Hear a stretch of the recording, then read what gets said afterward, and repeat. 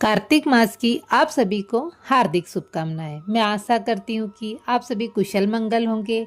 आज मैं कार्तिक मास की पूजा की जानकारी देना चाहती हूँ। कार्तिक मास को बहुत ही पवित्र और शुभ माना जाता है। इस महीने में दान, धर्म, पूजा और जप का बहुत महत्व है। पूरे महीने में ब्रह्म मुहूर्त में उठकर स्नान किया जाता है। उसके बाद सूर्य देवता को जल अर्पित करें, तुलसी जी में जल अर्पित करें। दीपदान का बहुत महत्व है। इस महीने में दीपदान भी करना चाहिए। आइए पहले अध्याय की कथा प्रारंभ करते हैं। एक समय नैमिषारण्य तीर्थ में सूत जी महाराज 88,000 शौनकादि ऋषियों से बोले, आज मैं आपके सामने कार्तिक महात्म्य की श्रेष्ठ कथा कहता हूँ, जिसे सुनकर मनुष्य सब प्रकार के पापों से छूटकर अंत में वैकुंठ को प्राप्त कर लेता है। सूत जी कहते हैं, श्री कृष्ण से आज्ञा लेकर नारद जी के चले जाने पर सत्यभामा प्रसन्न होकर श्री कृष्ण से बोली, हे नाथ, मेरा जीवन सफल हो गया। मेरे माता पिता भी धन्य है और मैं भी धन्य हूँ, जिन्होंने मुझ जैसी त्रैलोक्य सुंदरी को जन्म दिया है, जो आपकी 16,000 रानियों में सबसे अत्यधिक प्यारी हुई। आज मैंने यह कल्प वृक्ष आदि पुरुष नारद जी को विधि विधान पूर्वक दान में दे दिया। इसकी बात मृत्युलोक में रहने वाला कोई भी मनुष्य नहीं जानता। आज वही कल्प वृक्ष मेरे आंगन में सदा लहराया करता है। हे स्वामी, आज मैं आपसे कुछ पूछना चाहती हूँ। यदि आप मुझ पर प्रेम करते हो तो विस्तार पूर्वक वह सुकृत्य बतलाइए, जिससे कि मैं अपने हित के लिए कोई कार्य कर सकूं।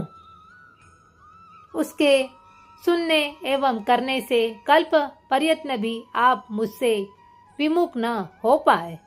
सूत जी कहने लगे, सत्यभामा के ऐसे आश्चर्यपूर्ण वचनों को सुनकर श्री कृष्ण हंसते हुए विलास भाव पूर्वक सत्यभामा की बाह पकड़कर कल्प वृक्ष के नीचे ले गए और बोले, हे प्रिय, समस्त रानियों में मुझे तुम प्राणों के समान प्यारी हो। तुमसे ज्यादा मुझे और कोई रानी प्रिय नहीं है। तुम्हारे लिए देवताओं और देवराज इंद्र से भी मैंने विरोध किया था। इस विषय में मैं तुमसे जो कहता हूँ ध्यान पूर्वक सुनो। हे सुलोचने, एक दिन मैं तुम्हारे हाथ गरुड़ पर सवार हो इंद्रलोक को गया था। वहां जाकर मैंने तुम्हारी इच्छा से इंद्र से कल्प वृक्ष मांगा था। इंद्र ने मना कर देने पर गरुड़ का इंद्र से घोर युद्ध हुआ। गरुड़ एवं इंद्र के युद्ध में गरुड़ की चोंच में गौओं के कान और पूंछ कटकर जो पृथ्वी पर गिरे, उसके कान से तंबाकू और पूंछ से गोभी तथा जो रुधिर बहा था, उसमें मेहंदी उत्पन्न हुई, जिसके सेवन करने से मोक्ष की प्राप्ति नहीं होती है। गौओं के सींग से भी गरुड़ के 3 पंख पृथ्वी में गिर पड़े। इनसे नीलकंठ और मोर, चकवा, चकवी उत्पन्न हुए। इनके दर्शन से गरुड़ जी के दर्शनों के बराबर फल प्राप्त होता है। हे प्रिय, जब तुम्हें हर चीज दे सकता हूँ, हर एक कार्य पूरा कर सकता हूँ, हर बात तुमसे कह सकता हूँ, तो क्या तुम्हारे किसी प्रश्न का उत्तर न दूंगा? हे प्रिय, तुम्हें जो पूछना है सो पूछो, मैं बतलाऊंगा। यह सुन सत्यभामा बोली, हे नाथ, पूर्व जन्म में मेरा कैसा स्वभाव था? किसकी पुत्री थी? मैंने कौन से दान, व्रत तथा तप किए जिससे मुझे मृत्युलोक में जन्म लेना पड़ा? ऐसा कौन से शुभ कार्य किए यहाँ आकर मैं आपकी अर्धांगिनी हुई, जो आप गरुड़ पर सवार होकर अपने साथ मुझे लिए इंद्रादि देवताओं के स्थान में घूमते हो? तब भगवान श्री कृष्ण बोले, हे कांते, तुम पूर्व जन्म में कौन सी पुत्री थी, कौन से पुण्य और व्रत आदि तथा शुभ कार्य किए, वह सब मैं तुमसे कहता हूँ। ध्यान पूर्वक सुनो।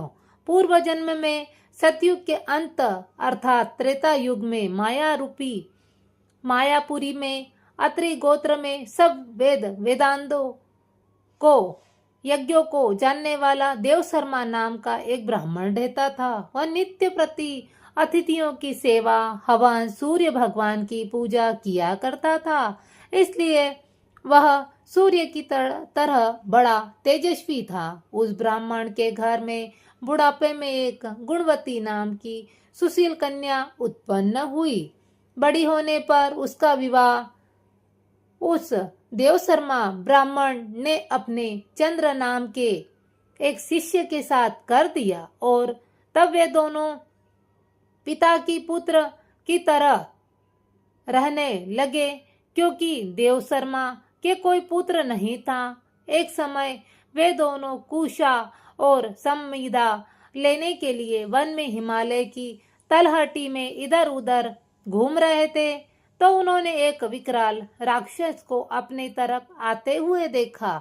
भय से उनके शरीर शिथिल हो गए और उनमें भागने की भी शक्ति नहीं रही। उस काल के समान राक्षस ने उन दोनों को मार डाला।